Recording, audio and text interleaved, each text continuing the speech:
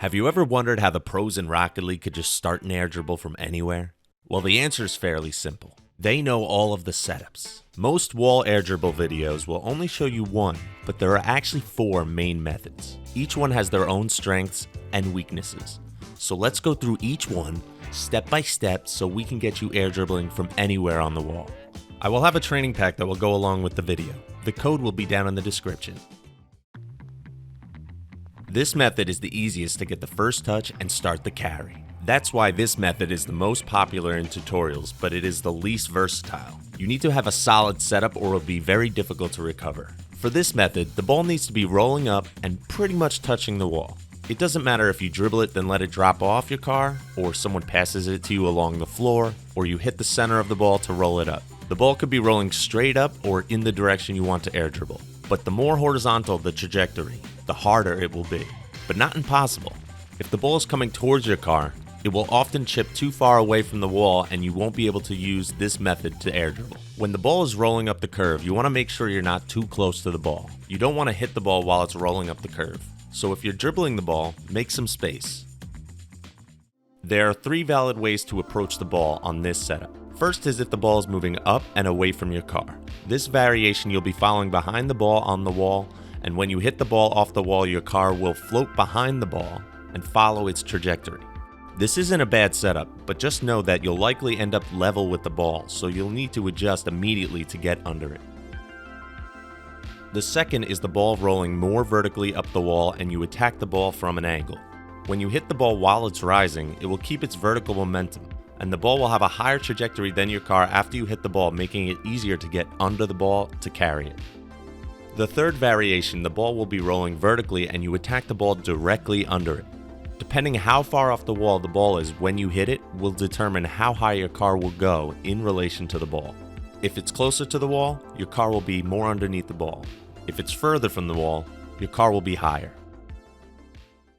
You always want to hit the center of the ball with the flat part of your car's nose. You also have to hit the ball before it starts falling. If you wait, the ball will chip too far off the wall to use this method. And also note, balls that roll up the wall won't always stay near the wall on the way down. So how hard should you hit the ball? Well, it depends. How hard you hit the ball is relative to how fast the ball is moving in relation to your car, not absolute speed. The harder you hit the ball, the further away the ball will be from your car when you jump off the wall. Usually you would want to aim for a softer touch, but every scenario is different. This will be addressed further in a future video on air dribble trajectories. Just know right now that there is no right answer. After hitting the ball, you want to jump immediately so your car follows close to the same trajectory. After jumping, you can give yourself a quick boost to get closer to the ball if you hit the ball hard. I won't be going over the first touches and the carries in this video. The next installment will go over the following steps. I want you to have a firm base before explaining the complexities of the carry. The benefits of this method are in that waiting period. This allows you to look for defenders and look for teammates if you want to pass. This setup can also be used for flip resets, so you have a lot of different options. The first touch is harder on this one, but it is way more versatile. The first 3 steps are all the same. The difference happens after that. After hitting the ball, you want to wait on the wall. Not for too long, but enough that you can eye up your air dribble. The longer you wait to jump, the more difficult it will be because the ball will start to fall. Most of the time you want to let go of the gas and tap the reverse button right after hitting the ball. This creates some space so you don't drive up higher than the ball. You can't just let go of the gas or hold both accelerate and reverse buttons at the same time because your car starts to slide on the wall if your wheels aren't spinning. When you get better at this setup, you want to practice looking around the field in this waiting period. This will give you the full benefit of this setup. You want to boost immediately after jumping to get to the ball faster and feather as you get close. Alright, now we're going to get a little spicy. This is the most versatile setup of them all. Any ball relatively close to the wall will work. The only restriction is if the ball is too low on the wall because you can't jump off the wall immediately after driving up it. This setup has a wide range of difficulty. The easiest would be the ball rolling up the wall, but the hardest could be a redirect pass from across the field. This will take a decent amount of calculation on your part. Depending on how the ball is moving, you need to be able to redirect it above and a little bit in front of your car. I can't really give you a rule for this because every situation is different. If the ball is close to the wall, you'll want to jump closer to the ball. If the ball is further away from the wall, jump earlier, allowing your car to come off the wall more. When you hit the ball, you need to make sure you're not hitting it too hard. The ball can easily go too far away if you use too much power. You also want to make sure you're hitting the center of the ball with the nose of your car. If you're off center, the ball will give you a lot more recoil. You could sidestep this issue by using air roll.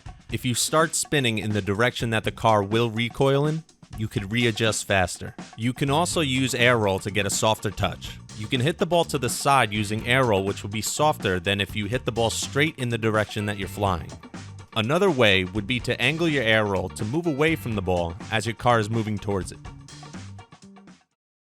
I gotta be honest, this isn't exactly a separate method of setting up air dribbles. You could use the dodge on any of the previous setups. I feel that it is such an important tool that it needs its own section. So let's start with some ground rules. The dodge does two important things. It gives a burst of speed in a direction, and it halts any vertical momentum. The dodge also has some limitations. The burst of speed is somewhat fixed, which means the distance that it covers cannot be shortened.